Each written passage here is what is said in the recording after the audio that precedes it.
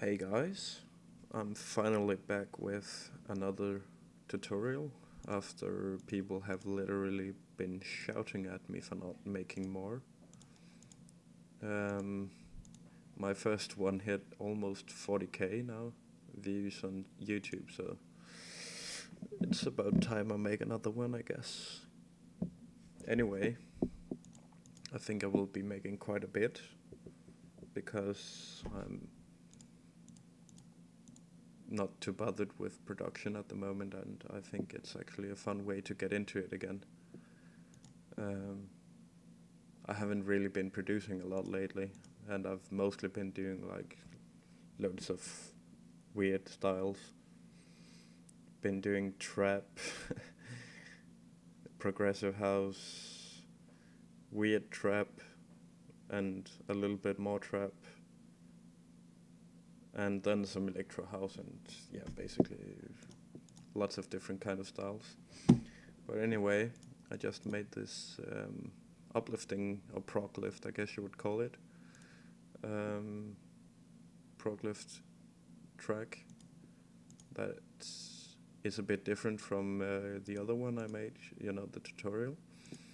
So there's quite a bit other stuff to learn from this project.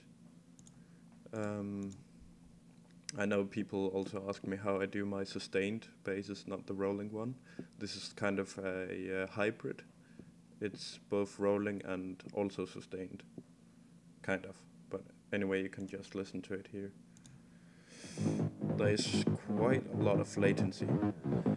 It's a bit annoying, but it's what I have to do with, I guess, since I can't really run SEO for, or I can't record.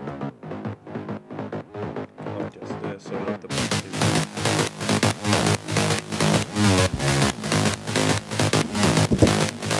So as you hear, rolling and sustained. This is the sustained layers. Whoops.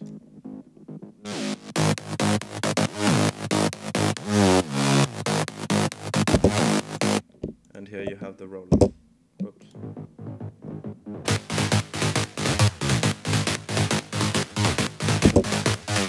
And then there's of course a sub, but it just follows the sustained layers. Oh, also I haven't mentioned already, but I've moved to Ableton after their Ableton 9 upgrade, like the new version. I actually like Ableton a lot better than FL Studio.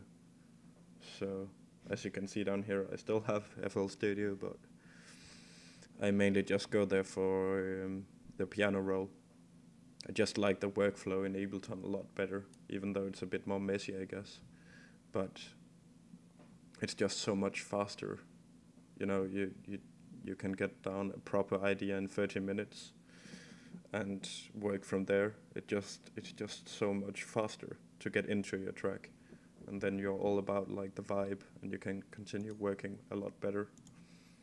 So you can like make magic happen in much less time than with FL Studio, where you have to sit and route shit to the mix all the time, and every time you want a little new element, just a little new element, you have to freaking route it to the mixer and rename and make playlist clips and what the fuck not. Here it's just so much faster. Just drag and drop, almost. Well, it actually is drag and drop, so yeah. But anyway, let's get into this bass. And, well, okay, I can just let you have a peek at the track, actually.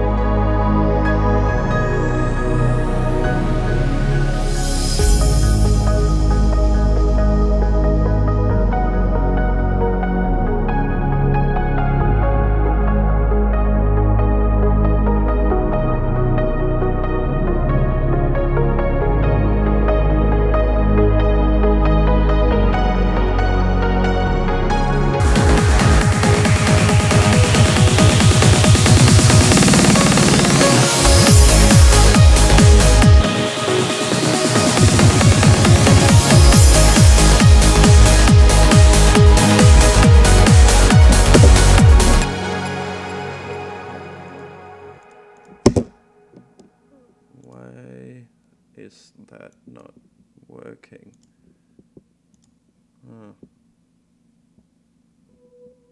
Oh, there. There we go.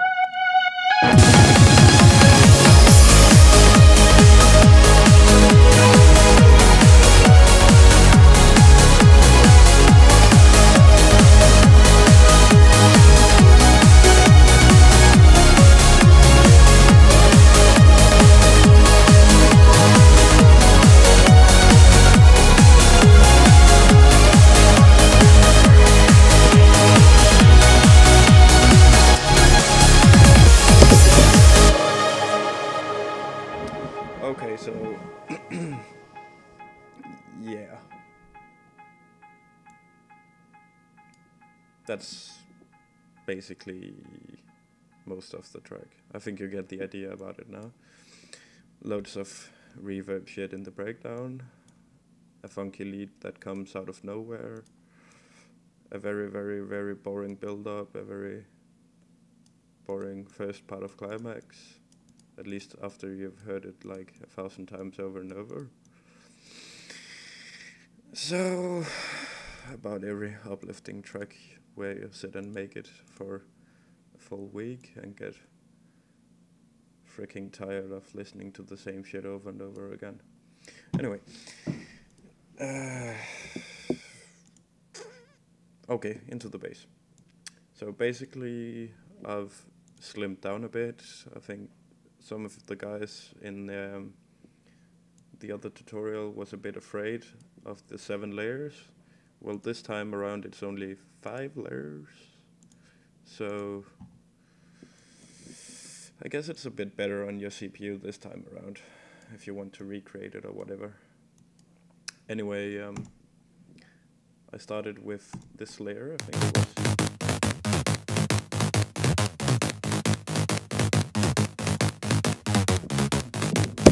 As you see, the pattern is actually really, really simple. So, yeah. Oh, by the way, I know somebody will flame me now because it says VTX and it's like licensed to I don't know who. That feels pretty good.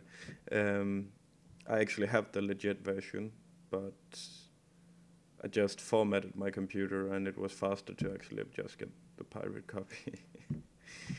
I'm pretty lazy about that. And also everybody I collab with, everybody I basically collab with has the cracked versions anyway, so there's really no reason to get the legit version other than to support the developer.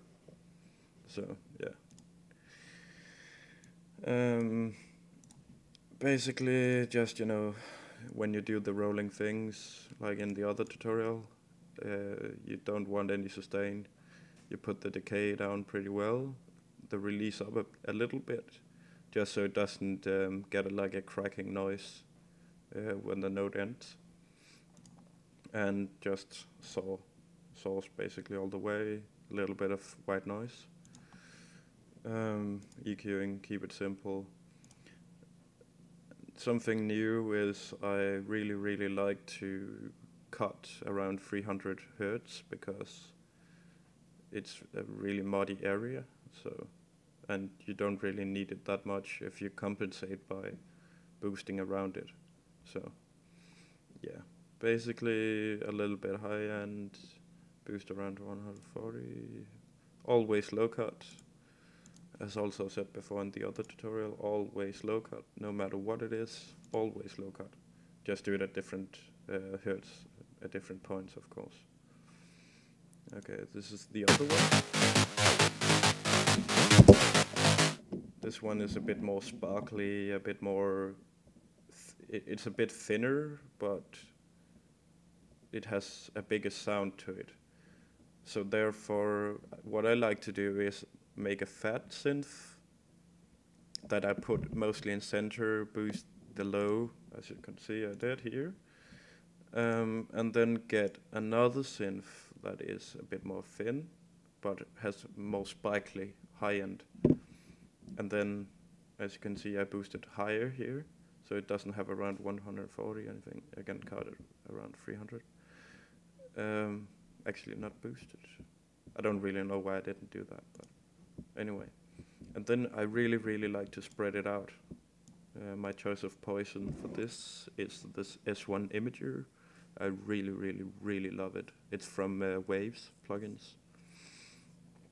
And it really just, stereo width, just puts it out on the speakers properly. And then for the sustained layers, this is the fat layer of the two. I said before I like to make the fat and the thin, and then the fat one is mostly center and the thin one is spread out. So here we go, this is the fat one.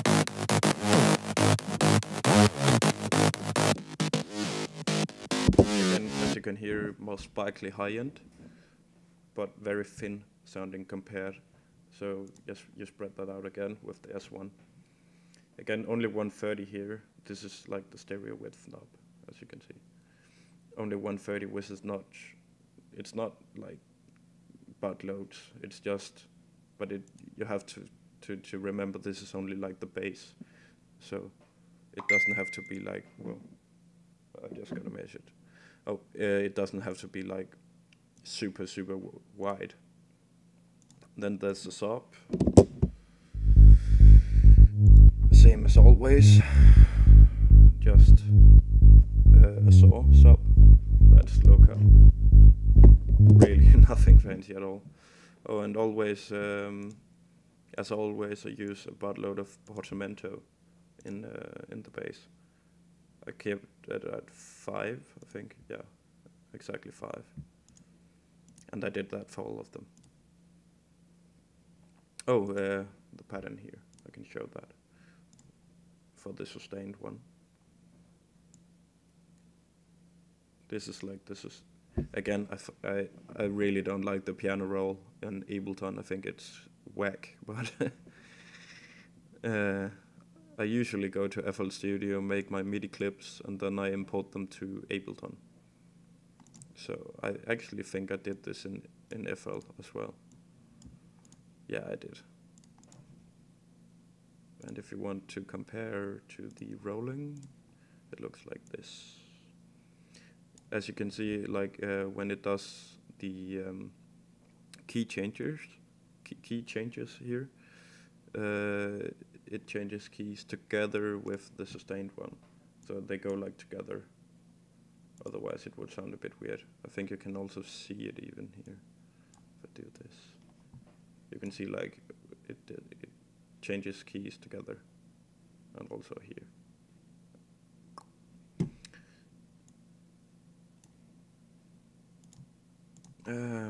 I used the same kick as in the other track.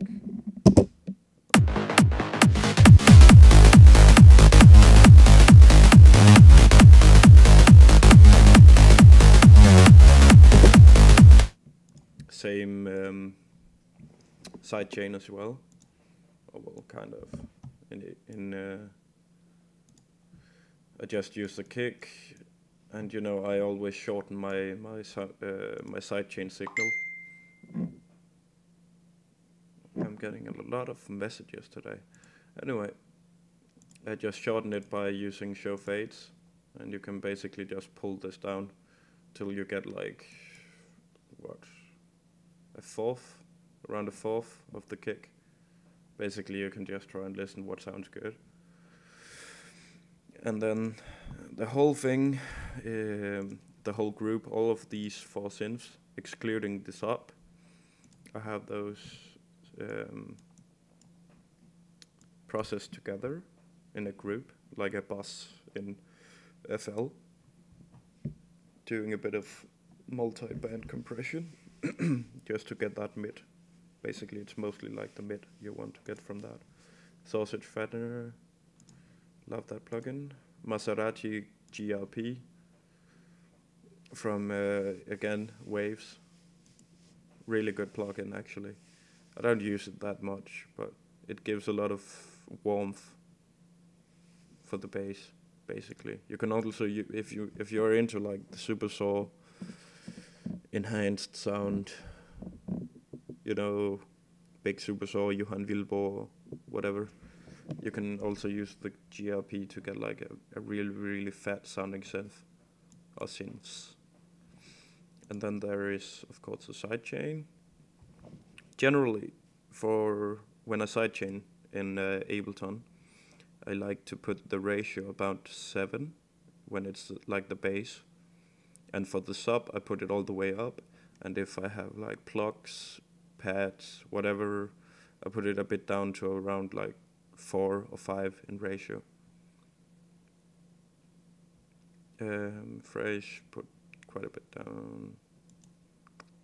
Just small. Oh, I just cut it around 30 hertz. Again, I cut it at 76 to make room for the sub. Again, it's processed. It's out of the group. It's not part of the group, so it doesn't get processed with this. And then I have a simple one just for like, you know, low cutting, high cutting purposes. Automating. Sub. As usual, cut like high, cut 24 hertz. And again, as always, TP bass lane, boom. For monoing, like the low frequencies, so you get like a really neat sub sound. Oh, and the kick I didn't. Oh yeah, I did. No, I didn't. Didn't I? No, I didn't. Okay, I didn't.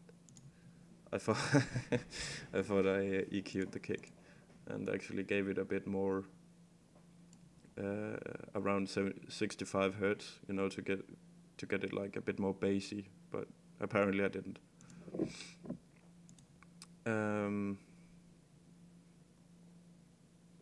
But yeah, it sounds pretty good.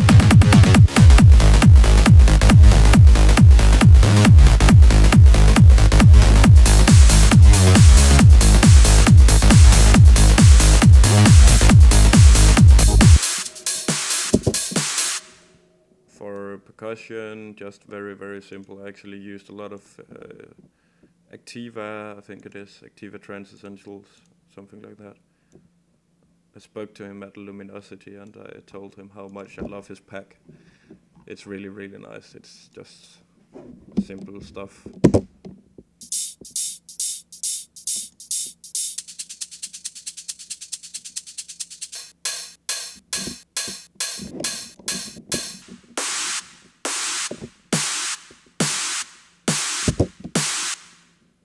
So yeah, very simple percussion. Just keep it simple and spread it out like crazily wide. As you can see here, 1.75. That really cleans it up.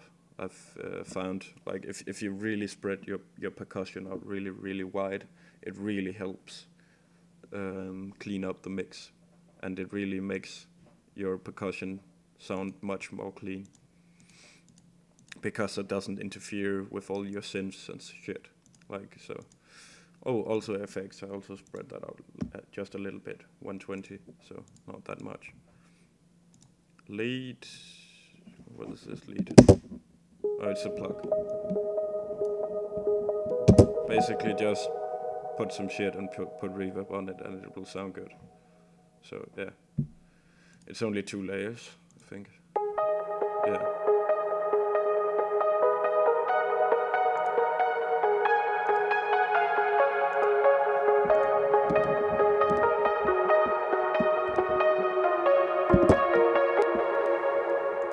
So yeah, this is like a Nord plug, you know, like you have loads of presets with it. It's also down here, Nord plug, Zebra 2. I didn't do too much with this. I removed some of the glide because for some reason the guys who made the preset put like a shitload of glide on it, so it sounded really bad. But I removed that and now it sounds pretty good. And then I have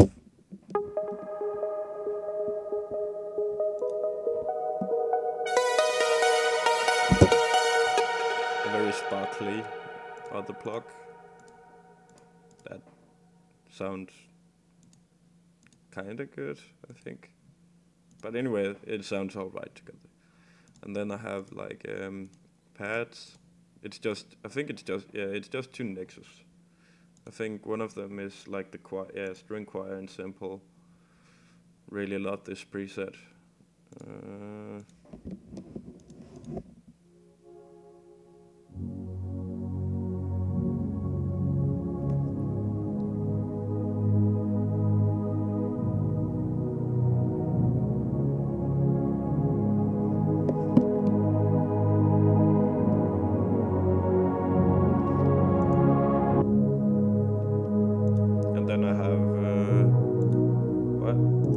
Oh, it's massive. Oh, I thought it was 2 Nexus layers. I don't even know what this preset is. But I guess it sounds alright, so... Anyway, I just needed like another preset, another layer, I mean. Because it's just... You can't just have strings. Oh, I hate strings in trance music. So, yeah, just needed like some supersaw action on those strings, so I added this layer to make it not so gay. Not that I have anything against gays, I really don't. Okay, now I got it off track. And then I have a bass pad.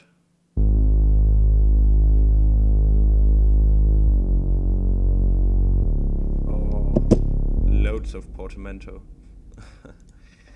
Piano, Nexus layered with true pianos, a shitload of reverb, and a shitload of delay, and it will always sound good somehow.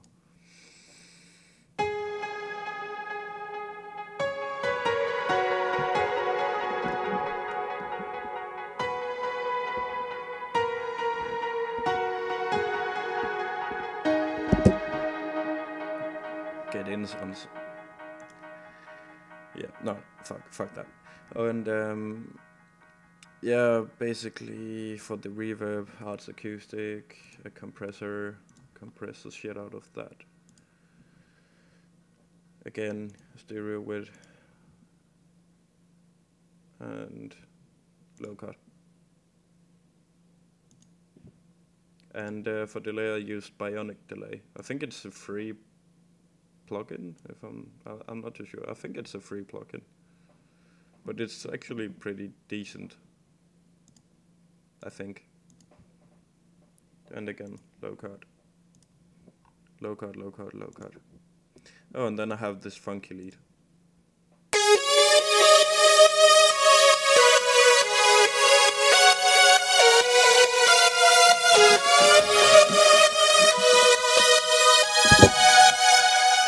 And you can thank Freshly Squeezed for that, because it's just a preset they made and it sounded good.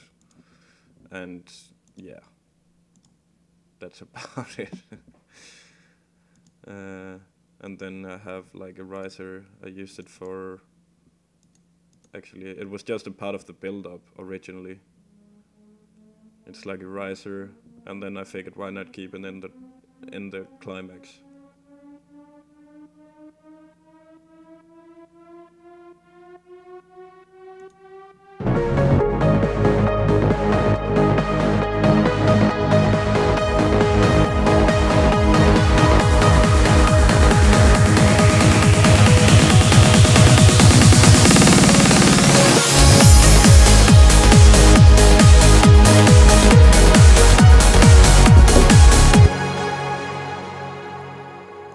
Climax, it's actually really anticlimactic.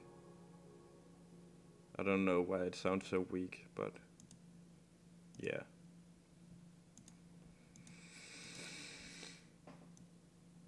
I guess I can try and fix that later. Maybe add some layers that come in at the climax. So basically, I think I've been around everything now. Maybe I can go and check. I'll make like another tutorial for another project right after this, but yeah.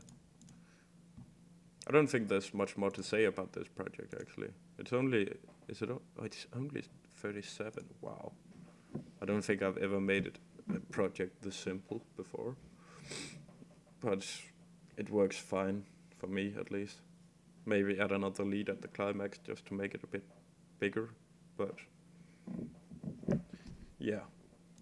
Anyway, I hope you learned a few tips from this. Always use low cut, always use S1 imager, stereo imager. Use a freaking bottleload of presets for Silence and Zebra 2. And for pads, use Nexus. And you almost can't fail. Good luck on your signing for whatever label in the trance industry, if you follow that. So, yeah, basically, what the hell?